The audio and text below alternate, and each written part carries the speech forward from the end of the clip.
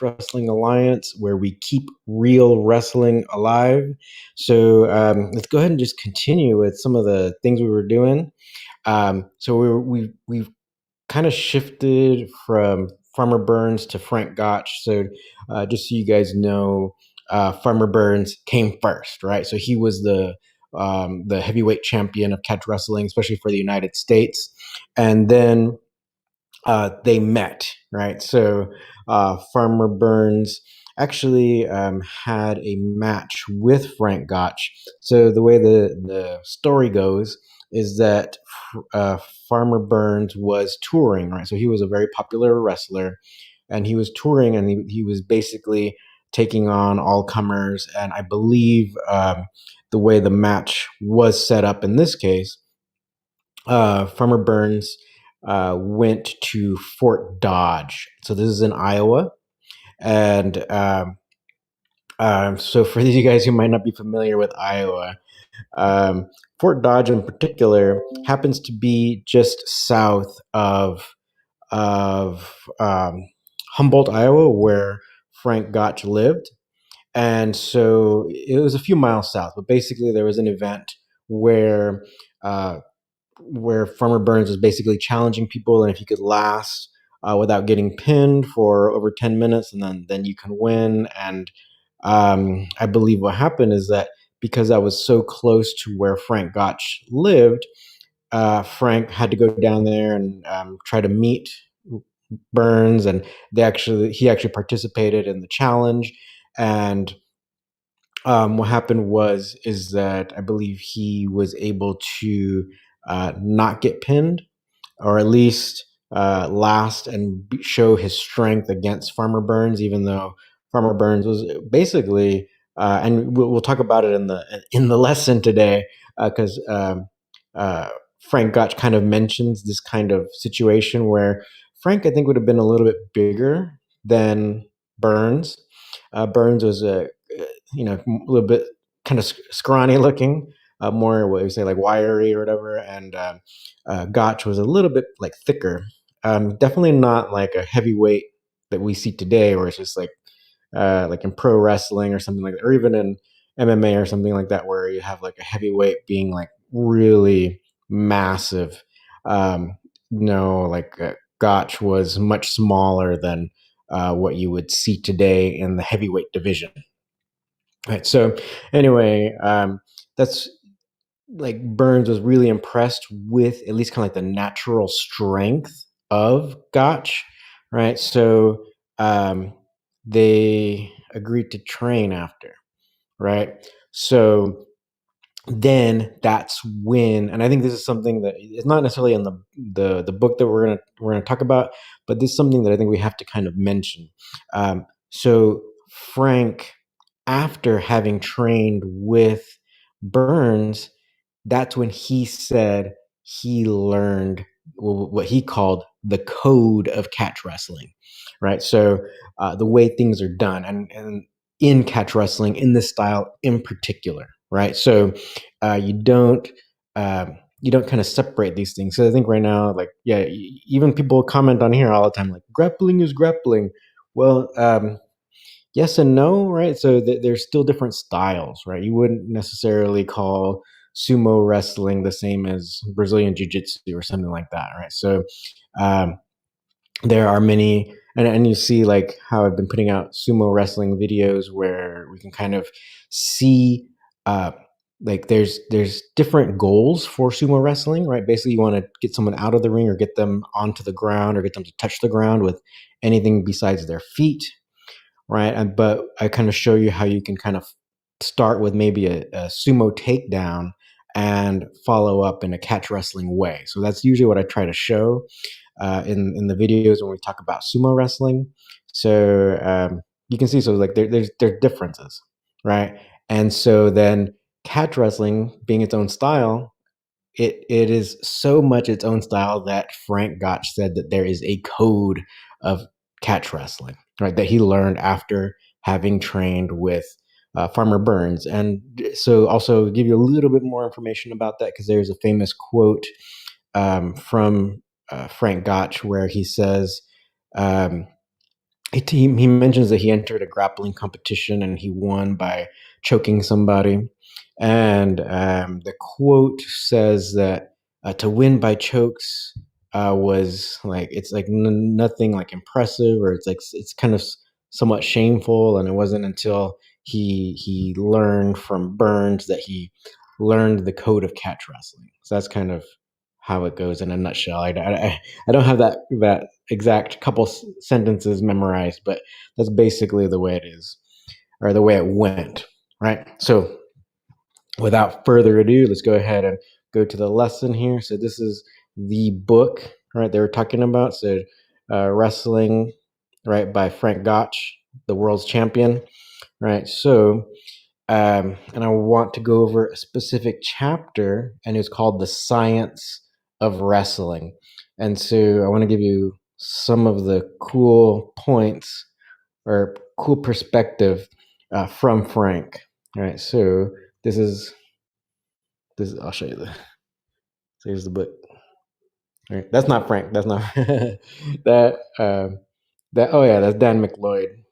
Okay, so in the book is actually pretty cool. It's full of really cool pictures, and especially the beginning part where he talks about his philosophy and training tips and all that. It's full of pictures of other people and kind of like to give you an illustrated history, so you know what he's talking about. So that's pretty cool. But anyway, let's go ahead and give you some of the pointers, right? So some of these things are really interesting.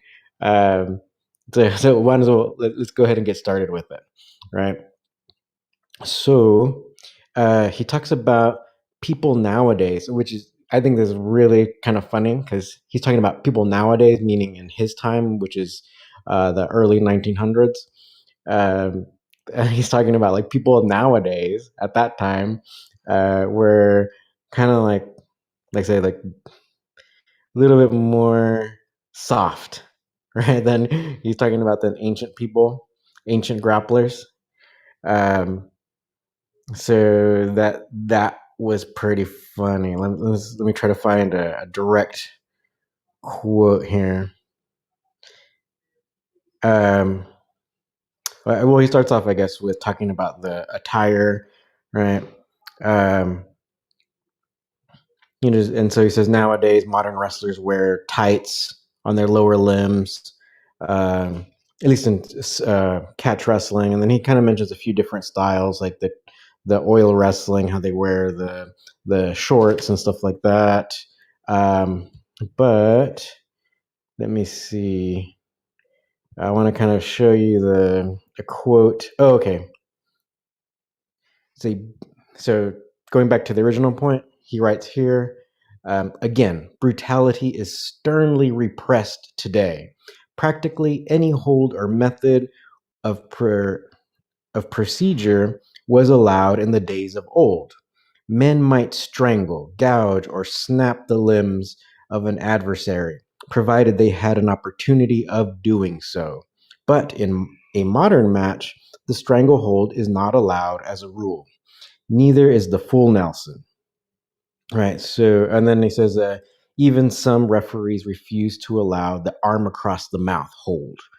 Right. So that would be basically, just say if you snap them down and you're still standing, and then even if your arm is kind of in front of here, so not even under the chin, a referee may or may not like break it up, right? So or get you to let go of them because like being over here might be a little too close to being under here, right? So it's just about an inch difference, right? But it might be enough for some refs to tell you to stop, right? To let go, or they might even like pull your hand, right?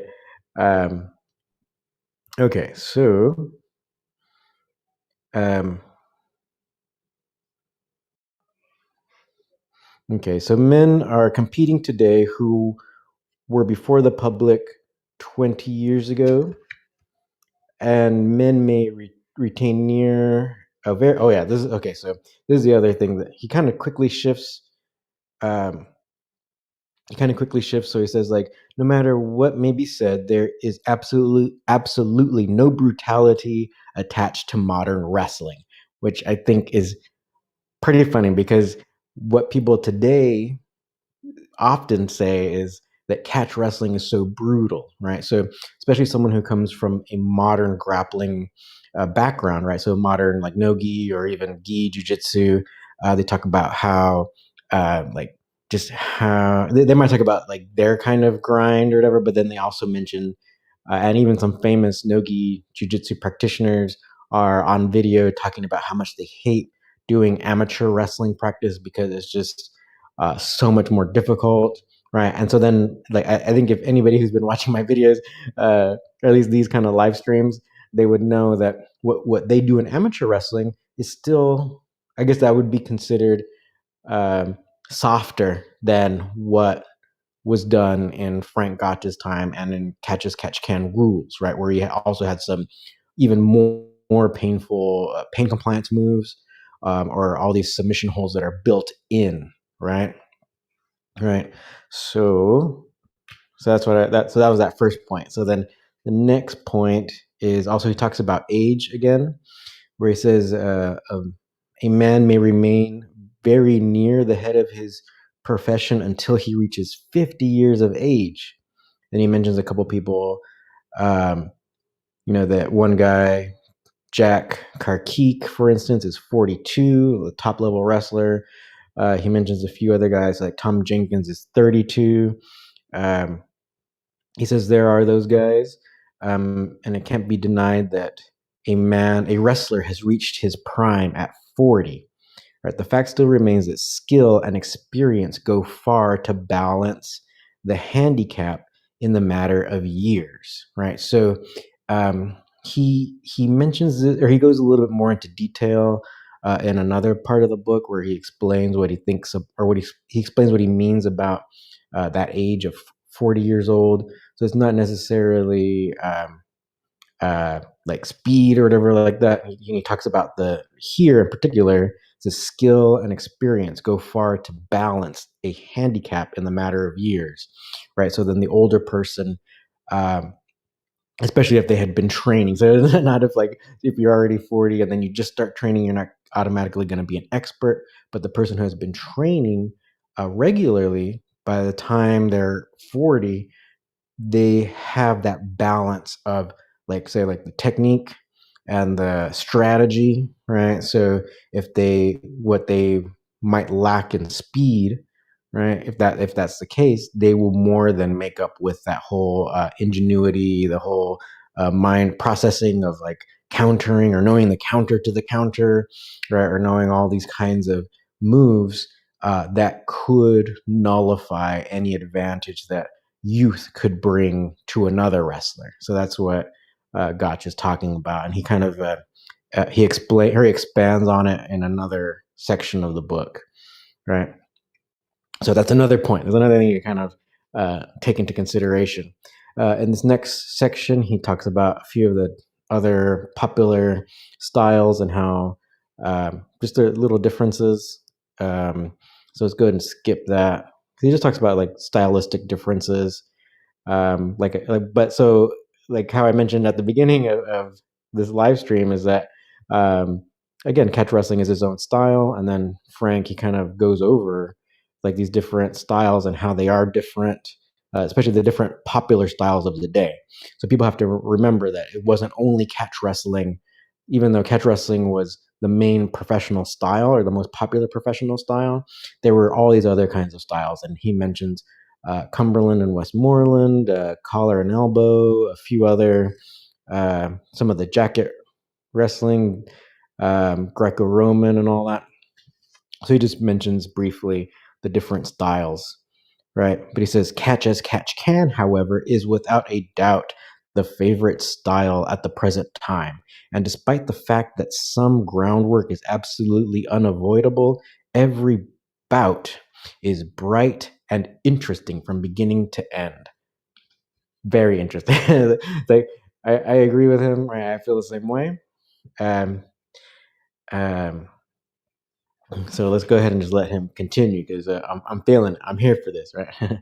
So any hold is allowed, excepting those previously mentioned. The full Nelson and Yeah, so yeah, those previously mentioned the full Nelson and the hand together with the stranglehold, right?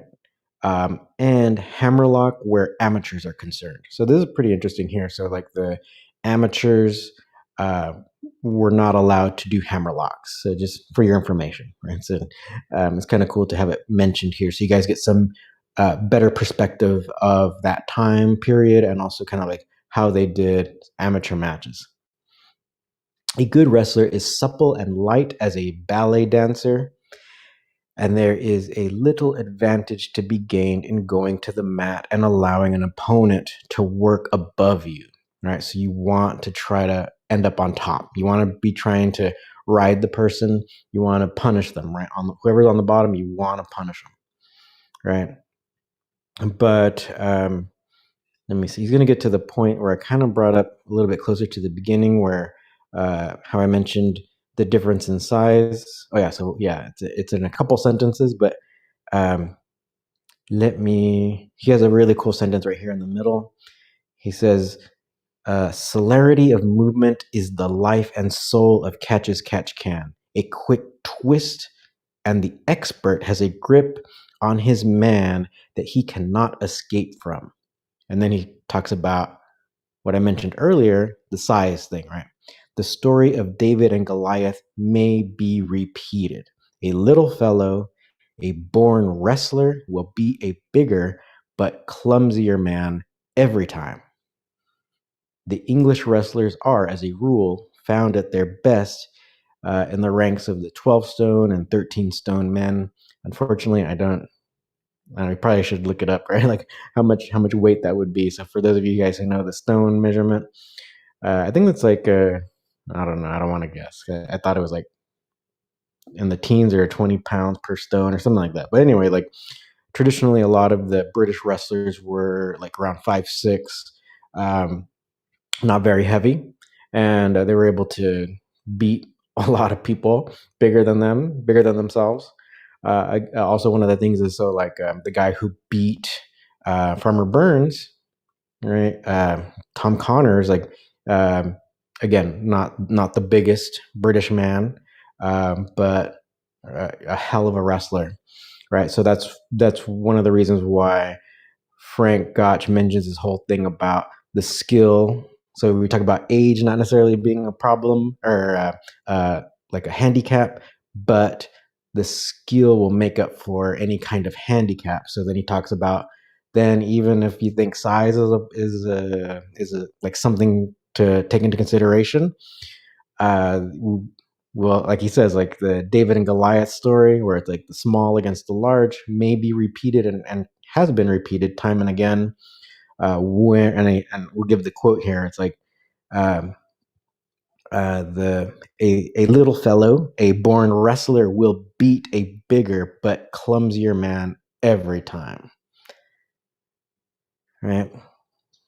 And then I think this is where we'll go ahead and stop with what he's writing about, because the end of this like chapter, it will he starts talking about those mixed matches where it's like you have the wrestler against the boxer, right? So we can kind of save that for another time, but I wanted to kind of give you those points and give you something to think about there, and then we can probably later talk about um, mixed matches, right? So, but in particular, he's not talking about like MMA or anything, because right, that didn't exist at the time. But he's talking about matches where it's like wrestler versus boxer and stuff like that. And so, actually, I did a video about that many years ago when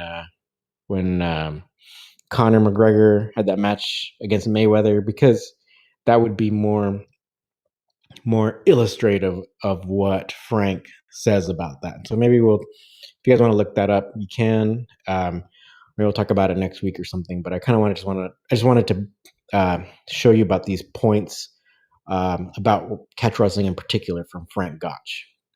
All right, so I hope you found that interesting. Let's go and get to some of your questions here. There's a lot of comments already.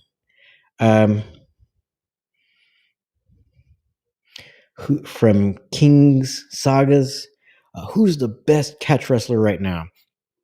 I don't know. We gotta have another Frank Gotch tournament, right? Um, One of the best actually is Matt Tran.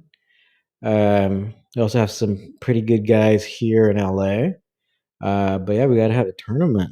So hopefully, as the COVID restrictions go down, hopefully everyone can act right and get vaccinated or wear your mask or whatever, so that the numbers can continue to go down. Because they're going down so fast in LA. So we still have to be cautious and all that, but um, they're the cases are really going down fast. All right, so let's go ahead and see the next question.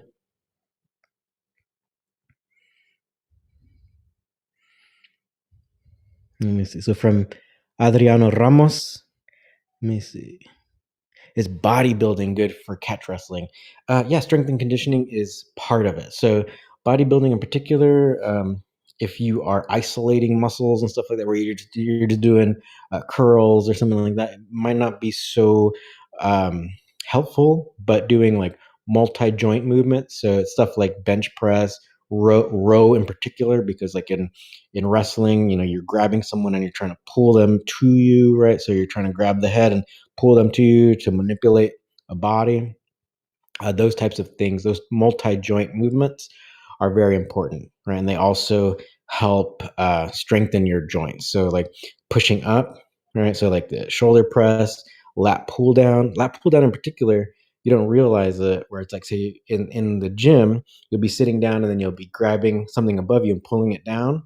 But in wrestling, since you're hunched forward, you're actually doing kind of a lat pull down movement. So you're reaching forward and you might be trying to pull someone towards you, like, and you're basically in that same lat pull down movement, right? And then also squats. Then you can be doing some of the Olympic lifts. All these Olympic lifts help your body to work as a unit, right? So those are the types of things you want to be doing, not so much of like we say like the vanity muscles, like the calf raises. You can do calf raise, I guess, but like usually when you're isolating a muscle, then you start getting into like the bodybuilding aspect, and that becomes a little less useful for sports, right? So in not just wrestling, but all types of sports, they recommend these multi-joint exercises, these multi-joint lifts, right? So yes, so you can be using these types of things, but uh, don't necessarily waste too much time with like tricep extension or curls or something like that. Usually the multi-joint movements. Okay, so let's see. Okay. Oh yeah, body journey. So and real man strength definitely hits at 40 plus. Yeah, they always talk about that, where it's like the old man strength, right? They even talk about that in jujitsu, where they talk about the older grapplers, right? It's just got to be looking out for them because they're powerful, right? Uh, oh, body journey. What book am I reading from? So it's actually Frank Gotch's wrestling manual. Here's the cover. All right, so wrestling by Frank Gotch, world's champion. So this came out, I believe it was 1912. Let's go ahead and let's check the thing here. Uh, where is it? I think it's like 1918. Sorry, 1918. So that means it was released right around the death of Frank Gotch. So it's probably maybe just before, and then he died a little, actually probably soon after, really. Um, and this one I think is available. Like I think it's still printed, or you can find you can find it. You can definitely find this one, and it shouldn't be too expensive. I believe this is the way it was. I think this is an original edition, and that's why it's all like the covers off and everything like that. Um, but it's still available, and probably not for very much. Right, and it has a bunch of cool pictures and all that, a bunch of cool techniques that he likes. So he kind of shows a bunch. So pretty cool. Yeah. So those are some of the principles though, where he talks about like the skill, right? So smaller guy, and he mentions like the Brits, because the Brits tended to be smaller, at least the British wrestlers, they tended to be a little bit smaller, and so that, and then also the age, right? So then the age not being so much of a problem, it is the skill that overcomes any kind of handicap or deficit that someone younger might have, any kind of advantage that someone younger might have over at least what the outside person might perceive as like any youthful advantage. A lot of times that experience and technique will just negate all that, so it'll void it out. So just keep training. You can continue like Adriano was saying, talking about the bodybuilding and stuff. So strength and conditioning, major. So you got to be doing that thing, be doing all that type of training. Even so, like Frank Gotch and Frank Gotch mentioned, I think we talked about it last time, where Frank Gotch he was a runner. You know, he loved just running in the country around where he lived. Personally, I can visualize it because I've been to his hometown. They got miles of roads where it's just you can just run in one direction and just like the road wouldn't end. Um, so you got to be doing these types of things. And then again, Frank's mentor, Farmer Burns, he's all about the strength and conditioning. Spending hours outside was one of the recommendations that Farmer Burns had. He also recommended lifting and all that. So yes, it's all part of the like making yourself a better complete athlete and wrestler. All these things really go into it. So of course you're definitely going to have to spend a lot of time with wrestling and sparring and learning techniques and drilling and all that. But what the research has shown is that the strength and conditioning aspect, not only will it help you become stronger, it will protect your body from injury. So another thing that I didn't mention yet, which I have in the past, right, is the flexibility training. That's all part of it as well. So you want to be doing some kind of stretching routine. It's better to stretch after you're done with your workout. Um, you can stretch beforehand if you want, but usually just warming up. So, like, moving your body, getting the blood flowing is probably the most important thing that you need. And then after you finish, then having some kind of good stretching routine. You can do yoga if you like.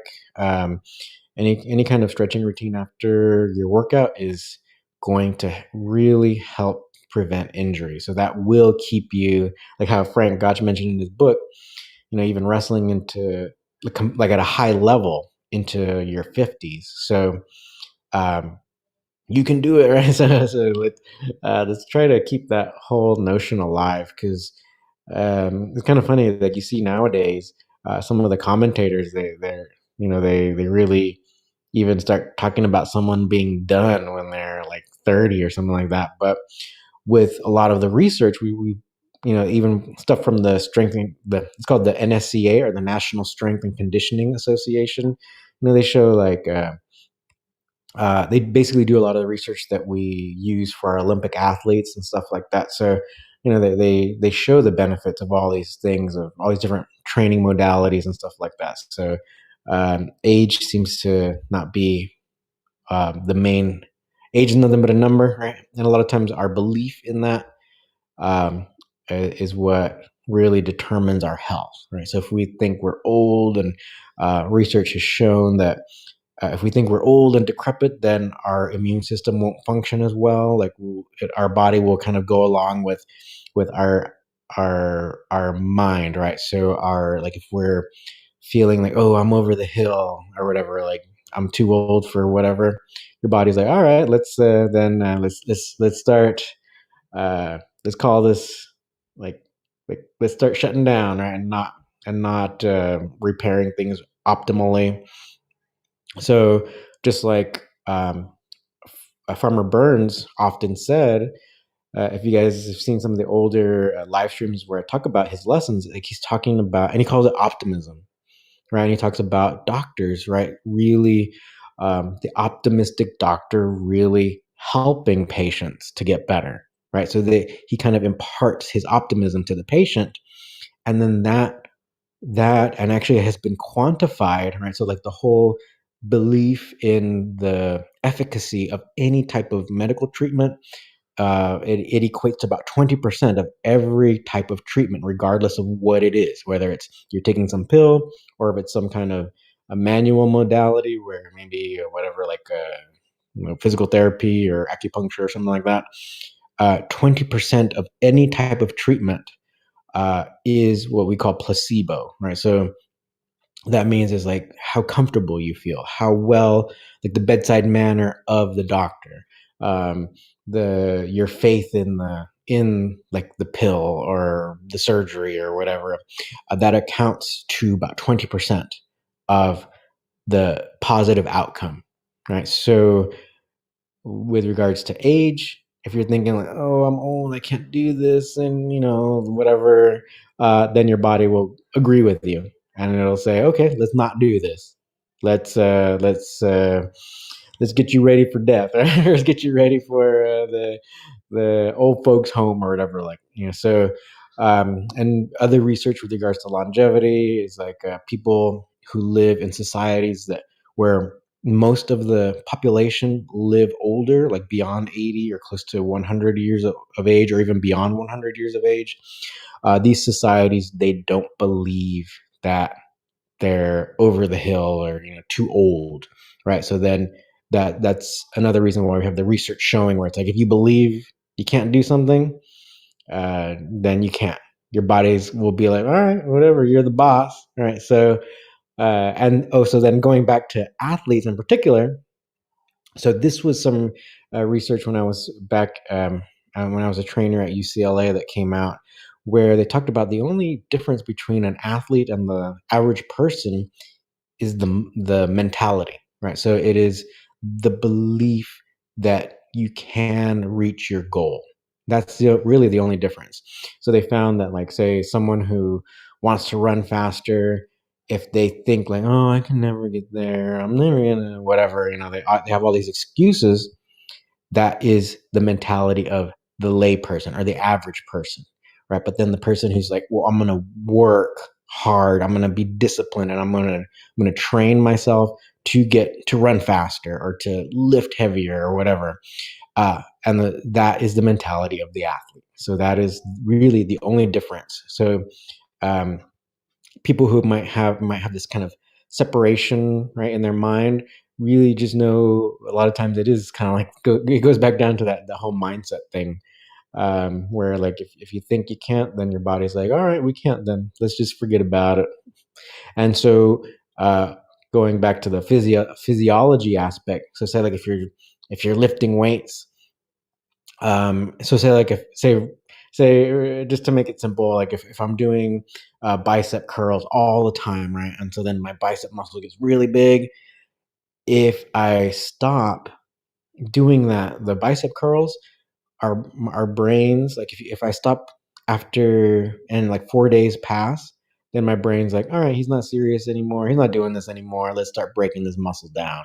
So that's what's going to happen, right? So your body's not going to support what you're not working at building, right? So if you are working at building something, or we can even make it where it's like if you're working at achieving some kind of goal, then you have to have that discipline. You have to keep doing it because our bodies really don't want to support anything that we're not using, right? So it's kind of goes back to that one point where it's like use it or lose it.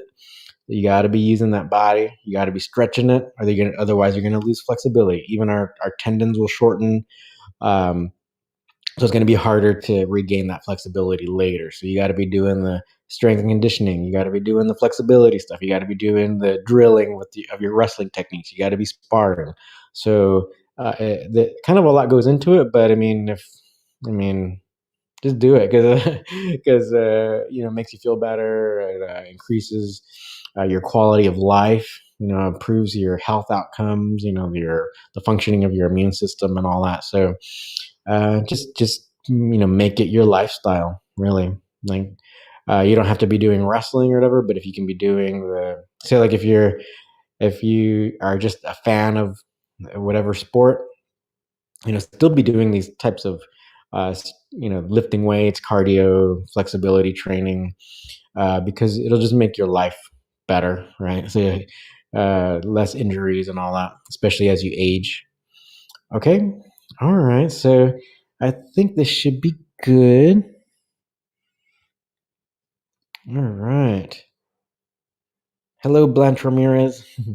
And that I have a feeling that's my mom. So hi, mom. Um, Um, okay, so just want to let you guys know you can always become a member of this YouTube channel. Even $2 a month, I believe that's the lowest that we can go. It just really help us out. You can also see behind the scenes videos if you become like a little bit of the medium and upper tier members. We also have our online academy, Catch Wrestling Alliance Academy, where you can learn in a more systematic way the style of catch can wrestling. So that's on our website.